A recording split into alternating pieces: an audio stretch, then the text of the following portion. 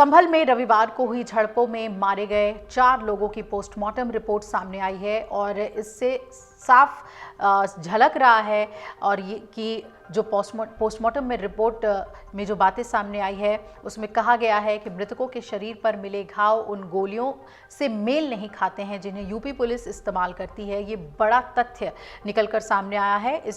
ये जानकारी मुरादाबाद के कमिश्नर आंजनेय कुमार सिंह ने मंगलवार को दी। हालांकि पोस्टमार्टम के दौरान शवों से कोई गोली बरामद नहीं हुई है। इससे पहले आरोप ये लग रहे थे कि संभल हिंसा में इन 4 लोगों की मौत पुलिस फायरिंग की वजह से हुई है।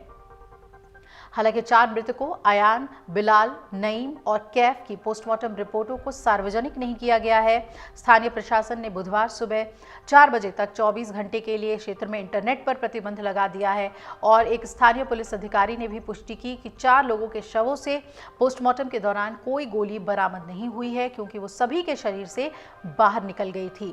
रिपोर्ट का हवाला देते हुए उन्होंने ये भी कहा कि अयान को पेट में गोली लगी जिससे उसका लीवर क्षतिग्रस्त हुआ।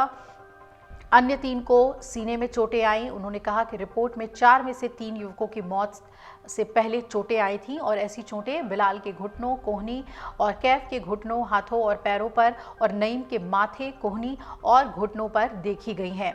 पुलिस अधिकारी ने यह भी जानकारी दी है कि गोली के घावों की रिपोर्ट और तस्वीरें फॉरेंसिक जांच के लिए भेजी जाएगी ताकि ये पता लगाया जा सके कि उन्हें किस तरह से गोली से मारा गया।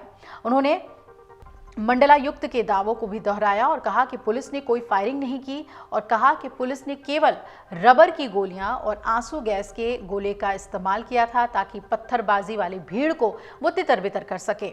स्थानीय अधिकारियों ने पहले ये दावा किया था कि पुलिस के पास केवल आंसू गैस और रबर की गोलियां जैसे उपद्रव रोकने वाले हथियार थे। एक वरिष्ठ पुलिस अधिकारी ने कहा कि पोस्टमार्टम रिपोर्ट ने इस संभावना को खारिज कर दिया है कि यूपी पुलिस के इस्तेमाल की जाने वाली 9 मिलीमीटर गोली से इन 4 की मौत हुई है।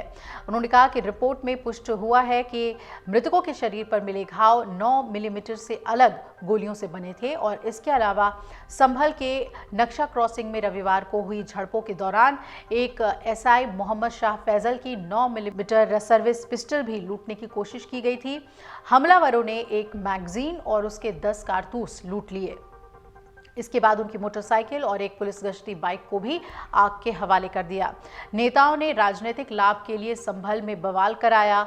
ये बातें एफआईआर में हैं। पुलिस की ओर से संभल कोतवाली में दर्ज कराई गई एफआईआर में इस बात का जिक्र करते हुए कहा गया है कि सपा सांसद जियाउर रहमान बर्क ने भड़काऊ भाषण दिया और विधायक के बेटे सुहेल इकबाल ने भीड़ से कहा कि सांसद अपने साथ हैं, मंसूबे पूरे कर लो। इसके कारण ही उपद्रव हुआ और गोली मारकर सीओ की हत्या की कोशिश की गई। संभल कोतवाली में तैनात दरोगा दीपक राठी द्वारा दर्ज कराई गई एफआईआर में यह भी कहा गया है कि चंदौसी स्थित सिविल जज सीनियर डिवीजन की कोर्ट ने 19 नवंबर को टीम गठित कर संभल की शाही जामा मस्जिद का सर्वे कराने का आदेश दिया था। 24 नवंबर की सुबह करीब 9 बजे टीम सर्वे कर रही थी और इसी दौरान वो सीओ अनुज चौधरी और अन्य अधिकारी पुलिसकर्मियों के साथ जामा मस्जिद के गेट पर मौजूद थे। इसी दौरान 700 से 800 के करीब लोगों की भीड़ वहां पर इकट्ठा हो गई। तो अब कई तथ्य संभल हिंसा मामले में जुड़ी हुई सामने आ रही है और देखना है कि इस मामले में जांच कैसे आगे बढ़ती है। अगर आप ये वीडियो YouTube पर देख रहे हैं तो हमारे चैनल को सब्सक्राइब कर बेल आइकन दबाएं और Facebook पर देख रहे हैं तो हमारे पेज को लाइक करें। 8 मिलियन प्लस सब्सक्राइबर, आपके इस भरोसे के लिए बहुत धन्यवाद।